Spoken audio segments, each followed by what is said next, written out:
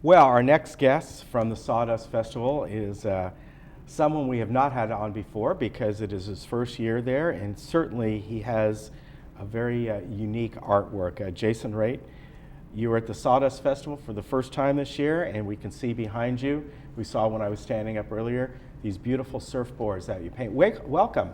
Thank you. Nice to have you here. First of all, how did you get into doing this? Are you a surfer yourself, or you just love doing the artwork part of it? I surf, but I'm not the greatest surfer. Okay. So it was more about the art. I was trying to get into the epoxy flooring business, and then I started just working on surfboards, and then it just took off from there. So something that you've only been doing for a few years, right? Right. And I can see by these, and going on Jason's website, I watched a video on how he does this, and go through the process of one of these surfboards, because I thought it was very unique the way you have it up on kind of a spinner, so the drips go all over. So with epoxy, it takes at least 2.5 hours before it stops flowing.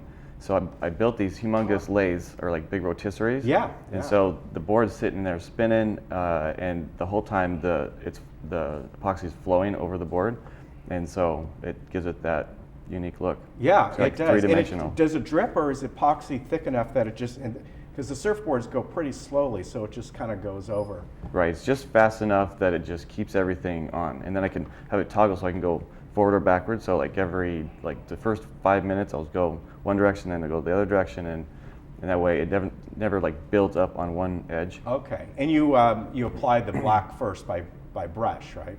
Right, because some of the boards are used, so I clean all the boards, and then I put black over the whole entire board to cover up the graphics, and then I put it on the lathe, and then I do the colors. Well, these are certainly works of art. Are they functional as well? Can people go out and surf these? I consider them retired surfboards. Okay. So for me it's art, but I'm sure someone will at some point, they'll ride them. Okay, meaning the paint and all will be fine if someone goes out and surfs on them. They're fine. It's just that you're going to be putting wax and then sand, and so you're just going to, chances are you're going to scratch them. Right, exactly. Your first year at the Sawdust, it's not easy getting in there. It's a lottery system, especially your first year. How was that process? It was, my wife was shaking probably 45 minutes after the pick, the booth pick, because we had, there were like 193 booths, and I was 189th. So Wow. So they had like the names in a big drum, and you pull them out, and so we're just sitting there one after another, and so it's really getting scary towards the end. But we got lucky and we got in. And we know that from a lot of artists we've had on in the past that people have been there for many years. You get more lottery picks, and then there's people who have been there so often they're in the same booth every single year. They're just kind of like grandfathered in. So to get one of these coveted spots is wonderful. Where are you located on the festival grounds? When you enter the grounds, I'm like the third booth straight in. Okay. So it's a great spot, but the reason I got that spot is because it's where Santa's zone's at, so that's going to be torn down. Yeah. And so I have to find a new spot for Winterfest if I decide to do that. Yeah, that'll be nice. As far as these surfboards go, how do you acquire used surfboards, paint them up, and then sell them as artwork? Is that how it's done? Right, except for the new ones that I have made into the coffee tables, and those I designed to be flat because I wanted one that I could put a drink on and not have it slide off. Right. And then I designed the legs, and so those are brand new boards that I had made by a company in Costa Mesa. Okay, and I think we have one right in front of the desk here, as you can see, which is beautiful. I love that board. So that is flatter than these would be. Right. The crown on most surfboards is too steep and slippery, so a drink will just fall right off. Yeah, but I like that. When you get these, do you also do them on commission, where somebody comes in saying, "I have this old board. I don't intend to surf on it anymore, but I love it put up on my wall." Exactly. There are too many people, or there are a lot of people out there with boards that are collecting dust in their garage, and for sentimental reasons they just can't get rid of them. They don't want to throw them away, but they don't do anything with them to hang them up. So I will take those boards and then paint them whatever color they want, any color scheme, and then they can hang them on their walls. Very nice.